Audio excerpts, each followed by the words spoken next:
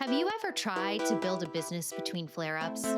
To climb the career ladder while your body is begging you to lie down? What does success look like when your ambition has to coexist with chronic illness? Welcome to Chronic Boss Unfiltered, the podcast where ambition meets women's health.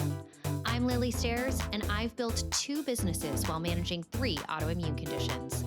Each week, I sit down with powerhouse women, entrepreneurs, leaders, and changemakers who are building the career of their dreams while navigating chronic conditions. Together, we'll help you dream big while prioritizing your health. No filters, no fluff, just raw stories from the hospital bed to the boardroom. Let's get into it. Hello and welcome to Chronic Boss Unfiltered. I'm your host, Lilly Stairs, and oh my gosh, today I am so excited that we have Meg Block here with us. Meg is somebody that I deeply admire. She is the founder and former owner of Boston Moms. She grew this thriving media company and community through the chaos of COVID while navigating motherhood and life with trigeminal neuralgia, which is widely known as one of the most painful conditions in existence. At the height of Boston Mom's success, Meg made the bold decision to sell the company for her health and her family, and she is now proudly an exited founder. Today, we're going to talk about that turning point. Meg, thank you so much for taking time to join us today. I'm so happy to be here. I am excited to share my story, and I just feel like being able to be on the other side of this, having built through pain and through everything, and then being on the other side, I have a lot to share. Okay, well then let's just get right to it. So, like I said, you brought Boston Moms literally to life right before the COVID shutdowns. And during a really turbulent time, you managed to build and scale the business. So how'd you do it? And specifically, what growth or milestones now do you feel like made you step back and say, wow, I really built something here?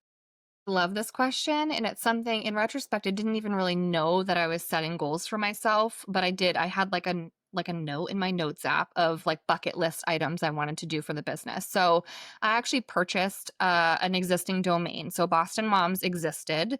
There was a volunteer writing team. There was a small business already behind it. And when I purchased it, obviously it was a risk for my family having purchased something that then I had to figure out how to make money on. And it happened literally, I signed the contract to purchase all of the assets 2 weeks before COVID. So 2 weeks before the world shut down, I had a full-time nanny. She never came after that. It was absolute chaos, but I could not fail because I had just taken this risk for my family. I was still working my corporate job at the time. But I also felt like Boston Moms and bostonmoms.com, there was a lot of opportunity there. Like I looked at this as like, this should really be a household name. We should really be focused on establishing relationships with local media. We should really have amazing and annual ad partners. We should have a paid writing team. We should be holding events in the community. We should be blessing moms all over Greater Boston, and we should grow into Greater New England. So those are some of my like must do's. And once I started to check those boxes, that's when I knew I had something. So moms wanted us. COVID was probably a blessing in disguise, though I worked like 90 hours a week. Oh. People needed resources and moms needed connection, and we had an established digital presence already. And so I feel like that really did sort of cement us as a resource. Another way that it blessed us was that a lot of our like competition couldn't keep up. Like they couldn't, because everybody was dealing with so much. A lot of the people in the area that were doing similar things, they decided to step back. And so it allowed for us to sort of rise to the top, and those page views had to go somewhere. They went to us.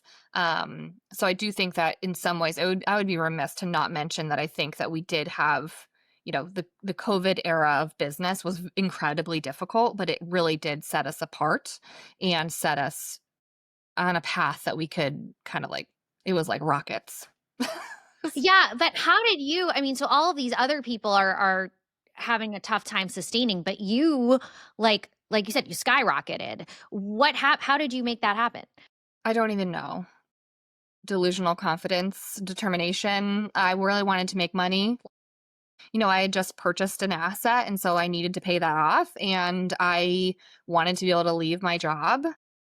I had little kids at home. So in 2020, I had a 1-year-old, a 5-year-old, and a 7-year-old. Yes. And it was just a wild time of homeschooling and babies at home. And I worked in like every available pocket of time. And I just felt like I wasn't going to fail. I was like, I have this opportunity. I'm going to take it. Interestingly, and just part of the story, in 2020, I also lost my mom. She died incredibly young. She's only 53.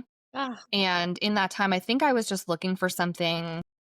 I was looking for connection too, and I was finding that online as I was building this business and other business owners and women who were coming to us for recommendations. We created this very, very positive community.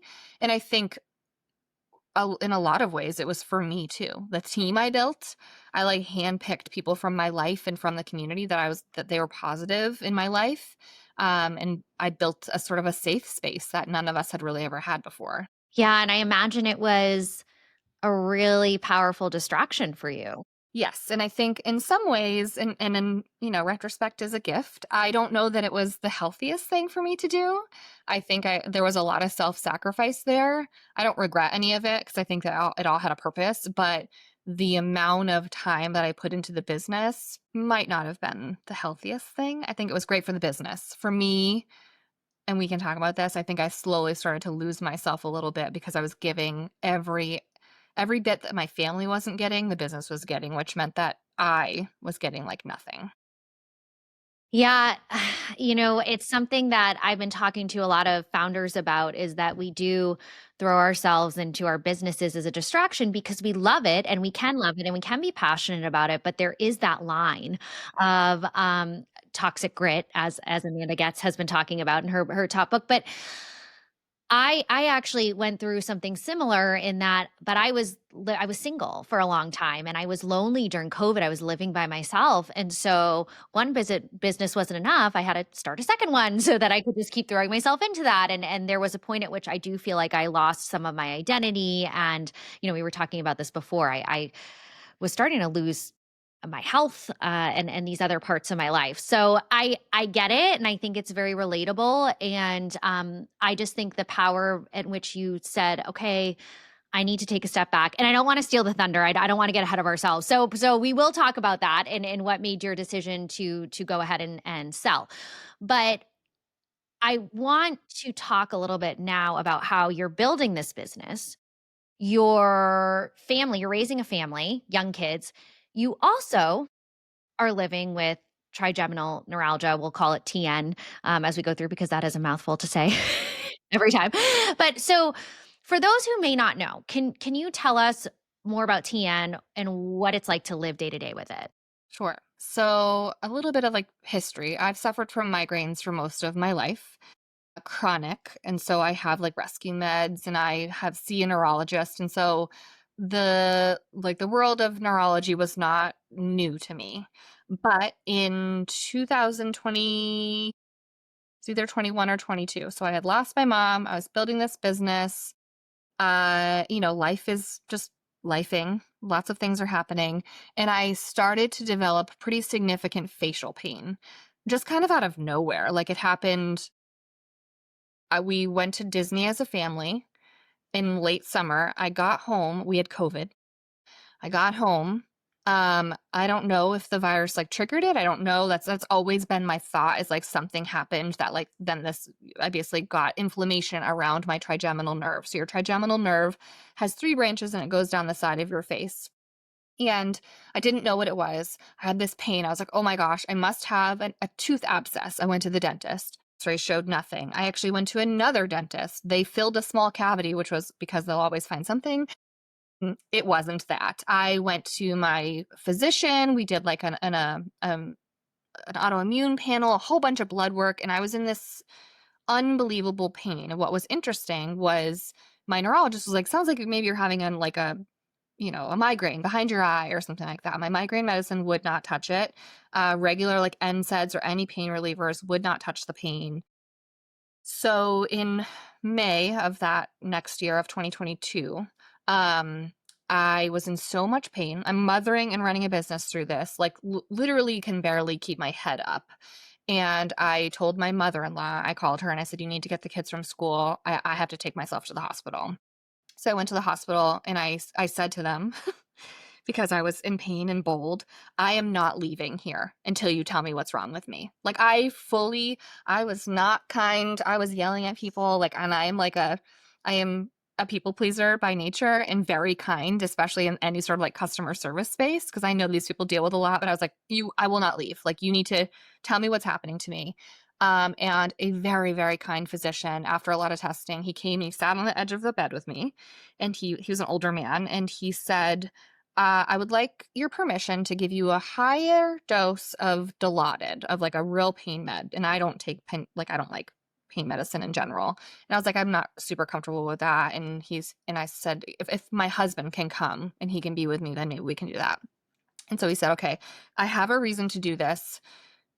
Let's do this. I'll come back and see you once it's kicked in. And he came back and saw me and he was like, tell me what your pain is. And I said a 10, but I don't care. And he said, I know what you have. You have trigeminal neuralgia. And he said, I know this. He said, I'm not a neurologist, but the trigeminal neuralgia pain cannot be, there's no effect. Like regular pain medicine has no effect on the pain.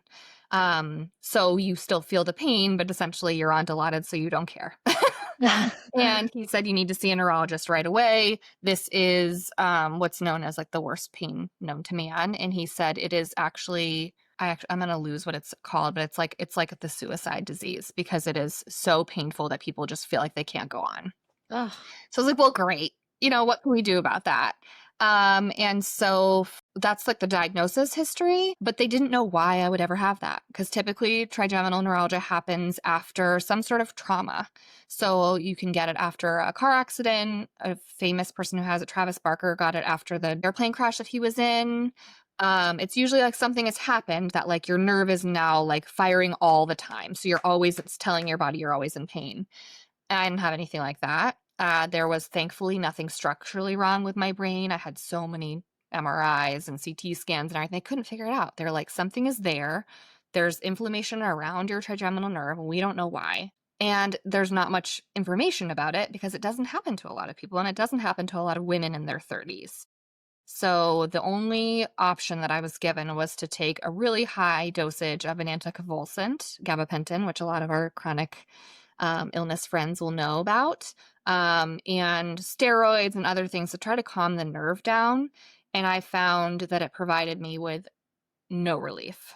The only thing that provided me with relief was just like luck or chance. Like sometimes I would have no pain. In January of 2023, I was bedridden for 23 of the 31 days of January as a mom. So like I would literally get up and get the kids wherever they needed to go and somehow get them to school and to childcare and to whatever else. And I would answer emails from my bed, and I was completely bedridden. I didn't know how I was going to keep going. It was that bad. Yeah, it was so bad.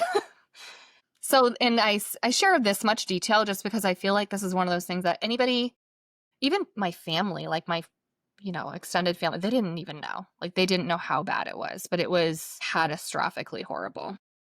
How did you manage doing everything that you did?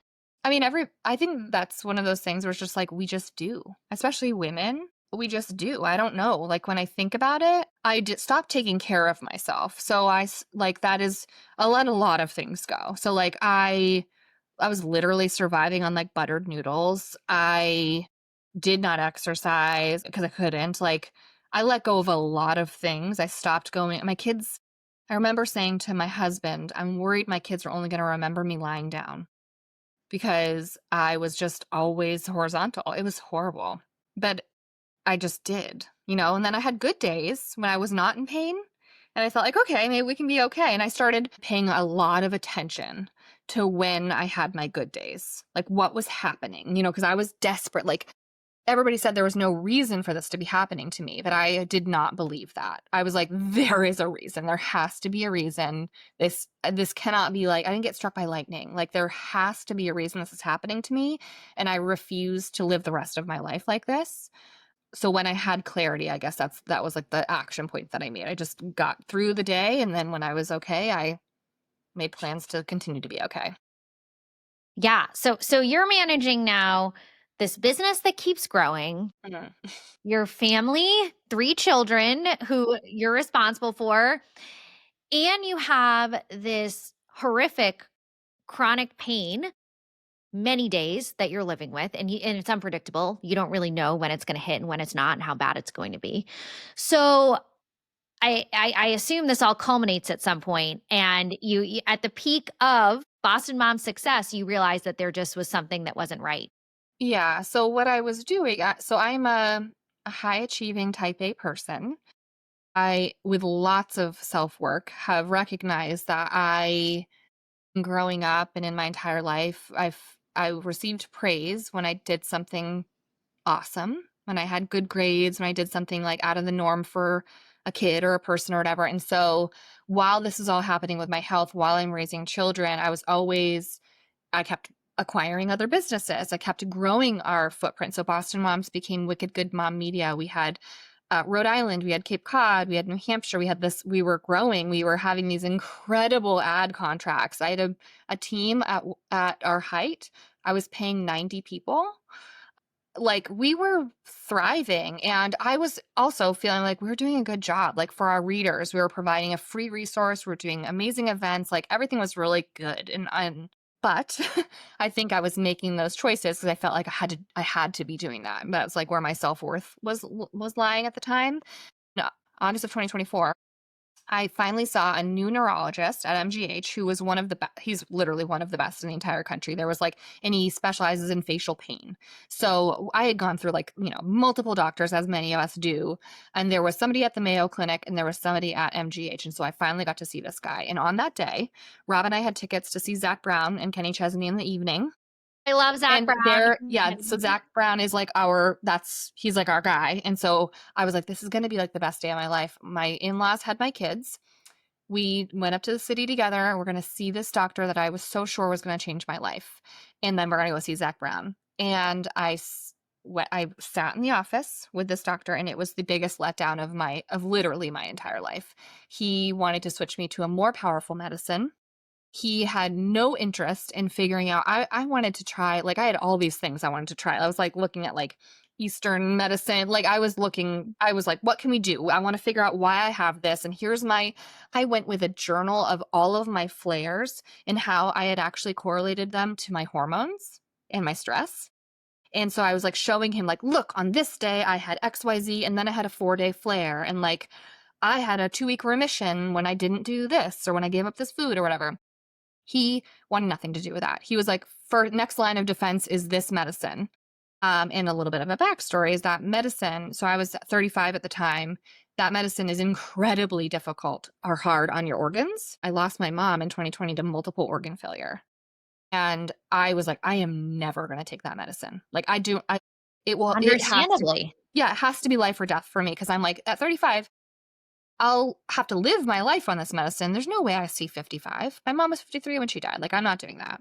So we left that appointment heartbroken. I was such a mess, and we still went to the Zach Brown concert because I was like, I'm going to have this little like shred of happy. And that night, but Rob and I, we were both just very sad there because it was just like, I felt like I had a sentence. And I said to him, I need you to give me 6 months to a year, like to my husband, for me to try to do this on my own before I'll take that medicine. I need you just to be behind me. And whatever I say I need to do, I need you to be my support. And if it doesn't work, I'll take the medicine. But I want to go off of everything, and I want to try. And I made basically a list of all the things I felt like I needed to do. And a lot of that was physical. I felt like I really needed to be like, I became obsessed with what I was eating, which is super annoying. Uh, I started removing toxic people from my life, which was very interesting. I started reading a lot more. I started meditating, like doing just kind of woo-woo stuff that I never considered. And I went to a retreat about burnout because I felt like there was a lot of chronic stress happening for me. And that retreat sort of kind of set things in motion where I was like, oh, maybe the business is really bad for me. Maybe I'm having all of this success and it's actually killing me. Oh my God. I'm That's trying a not to mic cry. drop moment. That's a mic drop moment. And I just want to validate, first of all, that experience that you had with your physician. I feel like I'm increasingly hearing this more and more with women with chronic pain or chronic conditions. And there part of this is we're so empowered now with all of the tools at our disposal to be able to analyze and say, I think this food might be impacting me, or I think, when I'm doing this exercise, it bothers me. But I feel in many ways, modern medicine has not caught up to No, that. not at all. Which is a challenge, and you hope, you hold so much hope, "Oh my gosh, I'm finally going to see this specialist," and then it is heartbreaking when it's a letdown because you feel like you're going to get answers, but at the end of the day, we know our bodies best, and you have proven that, and I know you're going to tell us more. I don't mean to interrupt the whole story here, but I'm really curious to hear how all of this worked. So keep going and tell us a little bit. I'm also obsessed with the concept of this retreat that you went on. I've been looking into how can I go to one myself. So tell me a little bit more about. So I think what's funny is having expected this doctor to have answers for me, or at least to like, I don't even know if I expected him to have answers. I expected him to validate me in some way. Like I felt like I had done years of research on myself. And I was like, surely like they go to school for this to like, it's like Dr. House to like solve the problem. And like, surely he's going to want to help me. And I had correlated in some way that like I knew stress had something to do with it and I knew my hormones because I would have flares of my pain right around when I would ovulate and right around when I would get my period. And so like there were 2 weeks of the month every month that I could bet that I was going to be out of commission. So much so that like I wouldn't plan like meetings or interviews around that time because I knew I was going to be bedridden. And so I mentioned this to him and there's no research on TN. Like there's just nothing out there. And so I thought he might be interested. Like, I think this is hormonal. I'm in my mid 30s. Like, I'm done having babies. This happened to pop up. Like, what's going on here? And he was like, well, you could go on birth control. And like, that was heartbreaking to me because, like, what is the first thing people ask you as a woman when you go with any ailment? Could you be pregnant and are you taking birth control? Like, I was just like, this guy, he's useless to me. Like, he doesn't want to solve the puzzle.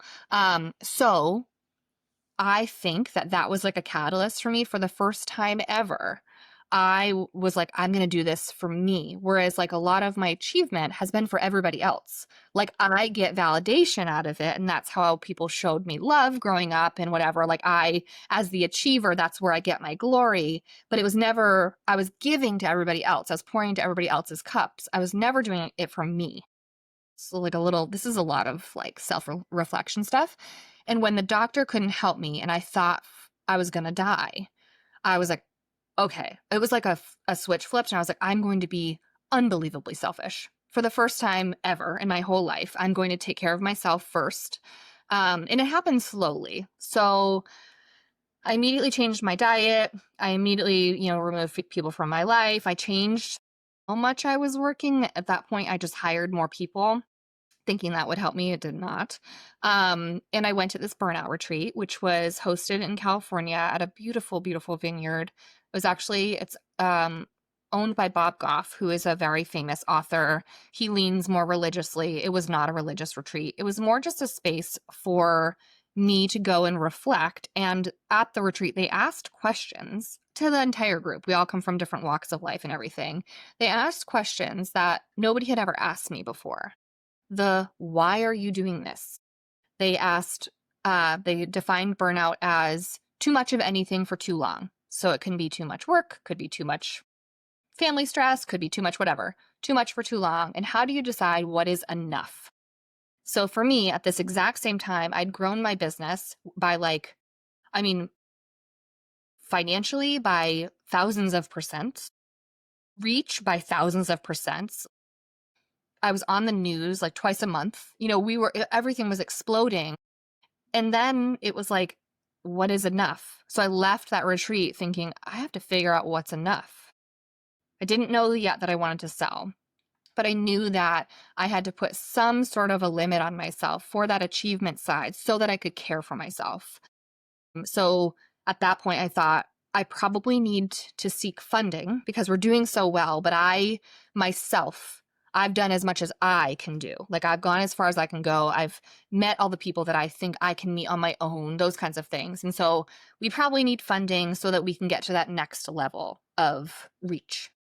And then I'll figure out what's enough. I started to become more healthy. I started to, over the course of the year, by the early 2025, I was feeling better. But as I was figuring out if I was going to seek VC funding, I realized it was actually not going to take anything off of my plate. It was going to make my life even more stressful because then I had to report to a board and I had to uphold things I promised, whereas I had been bootstrapped, self-funded the entire time.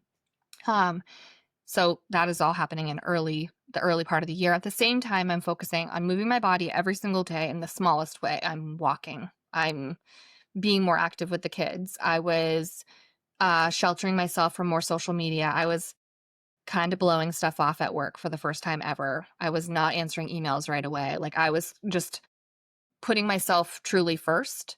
And in May, I decided to work half-time over the summer, and I called it the summer of mama. And that really was when everything started to come into focus that I needed to sell the business when I took time off for the first time in 6 years. Oh my gosh, there's so much there. That feels so relatable, and I just know, and then in talking to women in our community, and I just wanted to look back at some of the things you just said, and then we'll go forward to talk about the rest. But first of all, around hormones and that doctor who was dismissive of that, that is one of my top frustrations right now with research in healthcare and women, is that there is definitely some sort of, Yeah. I know I'm not a medical professional, but there is definitely some sort of connection between hormones and pain and autoimmune. We see women when they are living with a autoimmune condition in particular, if they're not necessarily on a medication, they will go into remission during pregnancy and flare postpartum. Uh-huh. You cannot tell me there is not a connection to hormones there. And then you're seeing it. Other women see it's just, we hear this all the time. So, one, I'm just validating that. So true. And then two, you talked about this people pleasing part of you, and that this is what made you feel worthy, and this validation that you were getting from others. And it does feel so good when, I'm sure, when a mom tells you, "Oh my God, you've changed my life, or your events have helped me find friends, and I was in a really dark place, and this community has meant the world to me." That of course makes you feel good and lights you up. But that phrase, "What is enough? What is enough?" That is so powerful, and something that I think so many of us need to reflect on as people-pleasing millennial women. Yeah. I always say, like, I'm the firstborn daughter and granddaughter, and I personify that. Like, that is who I am. I have a lot to give. I love to take care of people. And I mean, I'm sure, like, my sister, because she would be like, yeah, duh, this is who you are. The people in my life, my husband, like, he always says, you don't have a selfish bone in your body. It's funny. One of the mistakes that I think I made in all of this was allowing the growth of this business to become so much of my identity, where I said things like, this is my life's work. And when I think back on that, like, I'm so proud of what I built with my team. I still get women who come to me that say, like, thank you. I needed a space to be me and to feel celebrated and seen and heard and loved for the mom that I am. And you gave me that. And I feel so proud. And I feel so proud for checking all the boxes that I did. But I'm young. Like, that's not my life's work. That's a piece of what I've done. And so I think I was so wrapped in that we're doing it, we're achieving it, we're creating this really amazing thing, that I really did lose myself in it. And until somebody asked me to write down, how will I know when I have done enough? It literally, like, yeah, I have two things that changed my life in this space, and that retreat was one of them. I can't wait to go back someday. I wasn't one of those people at the retreat that was like, "Oh my God, this was amazing. Like, thank you so much. I'm like indebted to you forever." It took me time afterwards for me to be like, "Whoa, that really I reached out to one of the coaches there after, this summer when I was selling the business to let her know, like, this is what this gave me. And she had I'm not a super fan or anything, but I was like, this really did, like, just taking the time and having somebody outside of my world ask me those questions was absolutely life-giving to me. Well, we'll have to drop the name of this retreat in the show notes so that 100%. you can find Yes. it. Yes, yes. Okay, so now we're at the summer of Mama. Yeah. Everything changes. What happened? Okay. So in the 6 years of building this business, I had never taken a vacation. It's like never. So much so, which is all done by me. I should say that. Nobody was making me. Nobody was forcing me. That is all my own doing. I also worked like 15 hours a day. Not straight, but in like pockets of time. So I would work a typical day when the kids were at school or childcare or wherever, and then I would work in pockets of time at night and at practices and everything. And in May, I was so profoundly burnt out. And I had had a couple of little comments from my kids in the springtime that just were really, really bugging me. My daughter was 5, almost 6 at the time, and we went skiing for the first time with her. And I brought my laptop because, of course, I did. And she said to me, and this is like out of the mouths of babes, she said, "When I'm a mommy, I'm not going to work on vacation." And it was like my life flashed before my eyes because here I am building something that I thought was flexible around them. I thought I was building something. I'm taking care of all the other moms.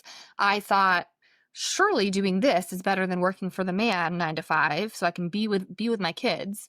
And my 5-year-old says when she's a mommy, she's not going to work on vacation. So I decided by the end of the spring, that when they were out for the summer, that they were going to get more of me. And so I called it the Summer of Mama, and I worked from 8 a.m. to 1 p.m. My team knew that. I laid off or like paused the majority of my team. I only kept like 5 or 6 people to kind of keep things going. We didn't publish new content. I said, the people will not even notice. They won't notice. We're the ones who notice. I all of a sudden had this like awakening of like all of these pressures I've put on the business and on myself. People don't even notice. Like they don't even know. So I fulfilled all of the things we had to do, like all of our ad accounts, all of our events. We continued to do them, but I realized I could do them in part-time if I wasn't focused on growing and if I wasn't looking at the reach metrics as much and like really putting a lot of weight into those. At the same time as announcing that I was going to pretty much pause everything and take the Summer of Mama, um, a book came out that I had pre-ordered called The Whisper Way by Carrie Kirpin. And I am not a paid spokesperson, though I'm obsessed with Carrie. This book, literally, it was the retreat, and then this book, it cemented for me that I needed to make a pretty significant change, but also that I had built something that was really valuable. And I didn't need to be ashamed of that the asset that I had, it was worth it. And that same question of what is enough kind of came through in Carrie's book too, like where you get to decide. You've built this lifestyle business. Like you don't have to be a bajillionaire if you don't want to be. You don't have to go seek VC funding if you don't want to.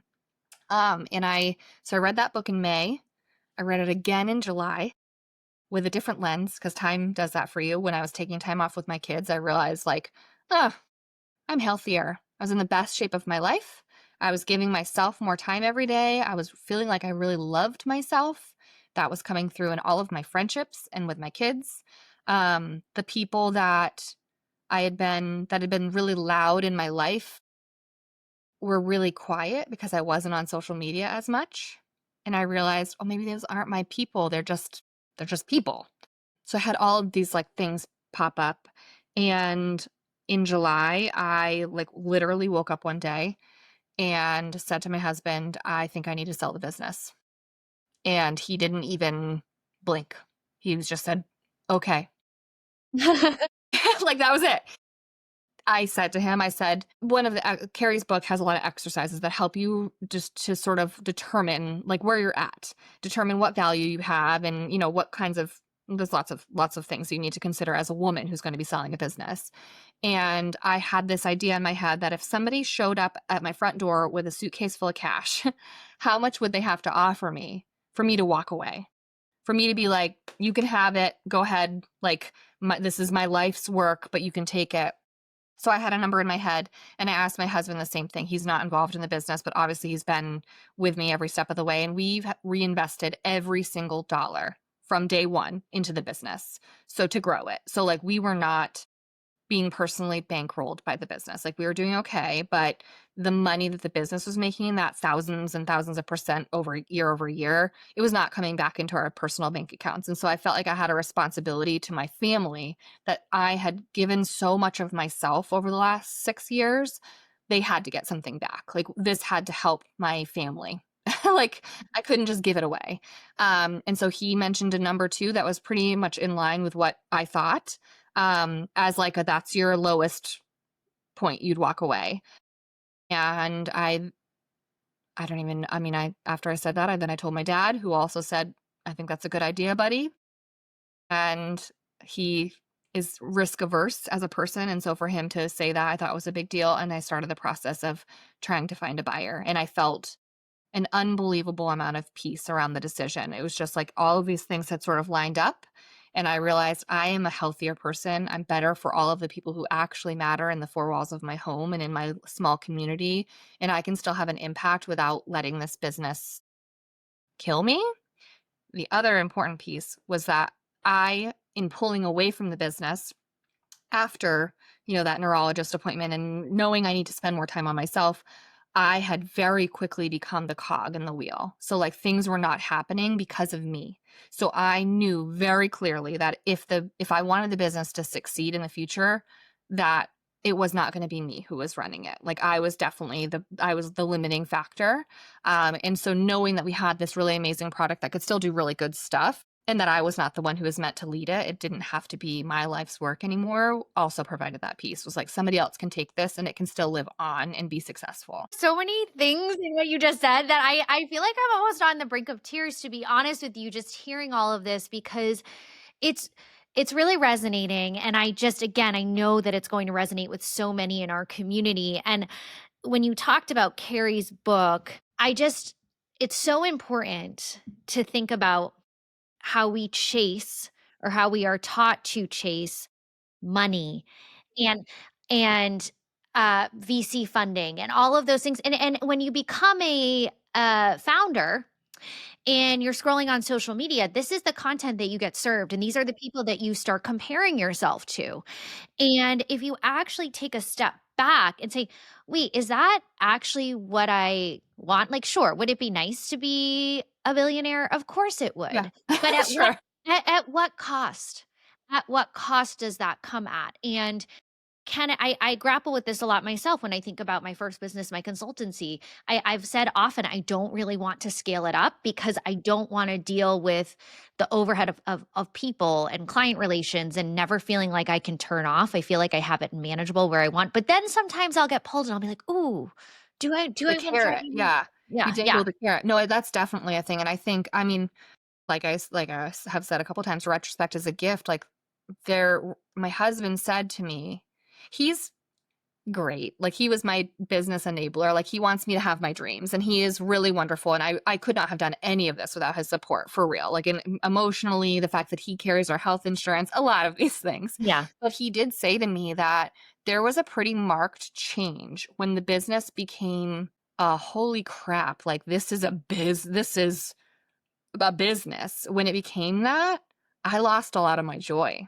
Like I stopped being able to do the stuff that I really liked, or the stuff that I really liked had to come less because that was not revenue generating. And I had all these people to pay, and like I mean, things like that if you're not in business, you can't possibly understand, but like insurance and lawyers' fees and lots of other real tech. I mean, my tech stack was like $5,000 a month. Like it was so, so costly. And before I had all that fancy stuff, I was actually happier. So what you're saying about the consultancy, like I would encourage people, like it's almost like the saying, like, don't monetize your hobbies.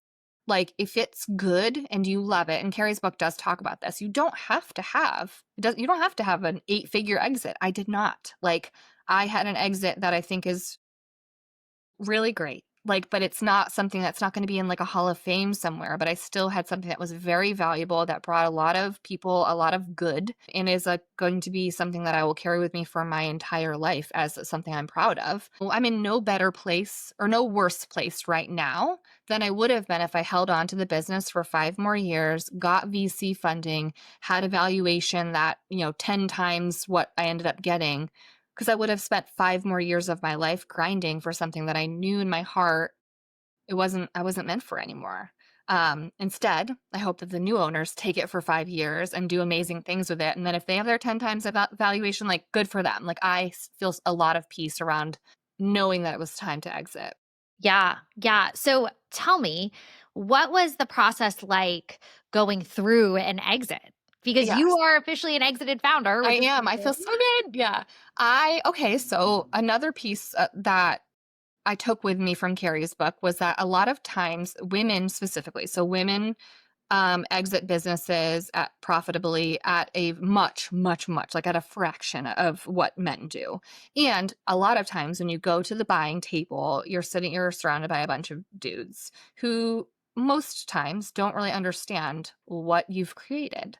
So for me, I did have some conversations with private equity, and I found pretty quickly that they felt really yucky. Like I was like, this just does not feel good. Like they were giving me numbers that were astronomically huge, that I was like, whoa, that would be amazing. But I felt like they didn't understand the business. And after one call specifically, I got off the call and I called my dad actually. And I was like, they would kill it. There would be no business. Like they would purchase this from me. And then I know for a fact that it would become this very corporatized, gross thing. And the moms who we serve, New England moms are a special breed. It would not fly with them. And so it would die. And I can't do it. And the other thing was in Carrie's book, you talk about like, you're basically like standing there. It's like almost like in your birthday suit. You show all of your numbers, you show all of your P&Ls. Like they rip apart every single piece of your business to try to make sure that they're getting a value. And that is definitely the vibe that I had with PE. And I just decided I didn't want that. I was like, I want to feel good about this. I want to leave and I want to be zen about it, as zen as you could possibly be. I want to feel like the new owners are going to be a blessing to this, and that I'm going to be positively impacting their lives. And so I pretty much from the jump, about a month in, I was having conversations with women, a couple local women who had the means and the knowledge and the know-how, who could potentially bring this, forward. And then I started telling people just in my network, just largely, like if I had people who might know somebody, who might know another woman or group of women who wanted to take on this business. We've been profitable since the jump, which is very rare. Very rare. Very Yeah, rare. we had existing contracts that of course they could walk at any time, but we have this product that I think is really excellent. So, it's a lower risk to somebody who's going to buy it, even if they're buying at a larger number. And interestingly, all of the conversations were very positive. I left no conversation with a woman that I felt gross about. Like I was like, she could be a good fit for this. Like it was more my personal feeling. When we got to the letter of intent space, I still felt a lot of peace. I was just like, I just feel like we're good. It didn't feel like I was in my birthday suit at the board table. Like I just felt like I have put all my cards on the table. You know exactly I have nothing to hide. We're very clean. And then the people who ended up making the offer that I took, it was not the highest offer. It was the offer that felt the best to me. And I have shared this many times. I think that would be my biggest piece of advice is in selling. We were talking about money a lot of times, it does matter. And it did impact me. Like I'm very happy. But I also knew that I was kind of like giving over like a baby, like, or like, something that I'd brought from infancy to kindergarten, like, and I felt like there's more that these people could do. So making sure that the right people were taking it on was really important to me. And then I also had some things that I have a small nonprofit that I run that really I want to be able to grow. And so like one of our terms was that they'll help me advertise for that nonprofit. So like little things like that matter to me personally. And I feel like I have friends in these buyers, like there's you can't assign a monetary value to that. And I think that they're going to do a good job. So that was another thing, as I feel like I'm giving you my audience, these people who have trusted me for so long. I wanted them to go somewhere good. And that's when you're selling the business, like you have to have your hands off. It's scary. You know, Meg, that speaks to just the person that you are, right? That you care so much about this that you could have made way more money, but it wasn't about that. That you yes, you did you should and women should make money and we Yes. should Yeah. get a good payout and all of those Yes. things, but that you cared about the legacy that you have built really living on and helping and serving more women. Yeah, and I thought I was so there are multiple ways you can be acquired, and one of them is strategic acquisition, where basically a competitor in your market or national even can buy you just to make it so that you are no longer their competition. And I do think there are larger media companies in New England that if I had floated that to them, I think they would have taken it. Like I think they would have been like, we will absorb that because there are lots of larger media companies that are trying to get into this space. But one of the things I think most is special about what we created was that it didn't feel like that. It doesn't feel like the man. It doesn't feel like somebody is just like you're getting a programmatic ad. You're actually hearing from real women who have been paid to share their voice with you. Um, so yeah, I think if I hadn't found these buyers, I would have continued to look for them. Yeah. So, all right, you gave some great advice on selling your business. I would love to ask your advice for women who are living with chronic pain, who dream of building something while still protecting their health. What is the most honest advice you would give them? Ooh, this one might make me cry. I think with so one of my biggest learnings is like with chronic illness or chronic illness, you can't understand it unless you live it. And like the appreciation that it gave me for people who deal with really tough stuff on the daily. Like I have been in remission since November of 2024. I have not had a flare. So that is a full year. I Wow, because you listened to your body, Yes. what you needed. And I don't I'm not like naive enough to think that that will be my entire life. But I do feel like I figured out what is working for me. But I now like on the in remission, I have this appreciation for people who deal with this kind of stuff, like the people. And I think it just kind of creates, I'm already an empath. And I think it creates this like situation where you read the quotes, like you could be standing next to somebody who is like having the worst day of their life. And there were so many times that I was really, really at the edge of what a human being can handle, and that people gave me a hard time or asked something from me or were rude or unkind or whatever. And I wanted to be like, you don't even have, you have no idea. So I think the first thing that I would say is just be incredibly gentle with yourself and to set goals that are reasonable, and probably longer term than you would like for anything, for building anything, because I think you need to allow for yourself to have a lot of space for the shit to hit the fan. Yeah. Like like you need to be able to say like, "Okay, I can't give myself a 1-week deadline on this because in reality, it's highly unlikely I have 7 days without a flare, without pain." So I think that, I think in if I could have changed anything for myself, I wish that I had taken better care of myself because even when I was in that much pain and before when it wasn't like horrendously bad, I was the last on my list for most of my life, definitely for all of my adult life. Like I was just not prioritizing myself. And I think I would have had a different outcome if I had been a little bit more cognizant of taking care of myself as the founder, as the CEO, as the mom, the CEO of my house. And so I have sort of flipped the script in like this life that I'm living now. And for the rest of my life, like I don't have any shame around the fact that I am putting myself first. I cannot be everything to everybody if I am nothing to myself.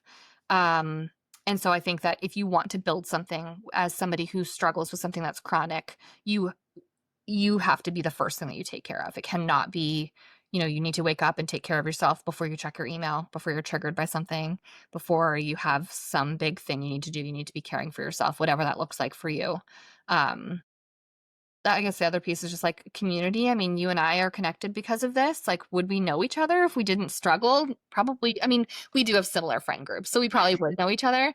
But I think I didn't do this in a vacuum. I didn't grow the business in a vacuum. That's for sure. Like all of the women who came before me and who helped me out. But the same for my health. I really leaned on my community. I asked a lot of questions. I openly shared, and I still do. And so I would encourage people to do that too. Like, don't do it in a vacuum. There was a lot there that was something that everybody in our community needs to hear. We will clip that and share it. Yeah. And Meg, thank you for giving us your time today. I have one final question for you. What does being a chronic boss mean to you? I've thought a lot about this. I think I will leave this with, on every day I thought I couldn't do it, I still did it. And I think that when you're like everybody goes through seasons of life where like everything is hard, and you might have a friend who seems to have not gone through anything yet, but her time is coming, unfortunately for her. She will have times of incredible stress. And anytime you can get through something like that and get on the other side of it, I feel like you are a champion. And so being a chronic boss for me is just proof that I can. Like, I can do it. No matter on the literal hardest days of my life, I still did it. Meg, you're extraordinary. This conversation has been so powerful and valuable for me, and I know it will be for all of our fellow chronic bosses. Thank you for having me. for leading and for setting this beautiful example of how we can live and embrace all parts of ourselves and not put unnecessary pressure on ourselves to perform for others. And I think there's one big takeaway for everyone. I hope that you all take time to look inward and think about putting yourself first so that you can then go ahead and help others when it serves you and when it's not going to run you into the ground. So thank you, Meg, for being here and for being the most amazing chronic boss. Thanks for having me. And that's a wrap on this episode of Chronic Boss Unfiltered. But there are so many other ways we can stay connected. Head to chronicboss.com to access free resources, explore our membership, and join the community. You'll find all the links you need in the episode notes below. If this episode spoke to you, send it to a friend who gets it. Leave us a review or hit that follow button so you never miss a moment. Thank you for spending this time with us. Cheers to you, your health, and your wealth. See you next time.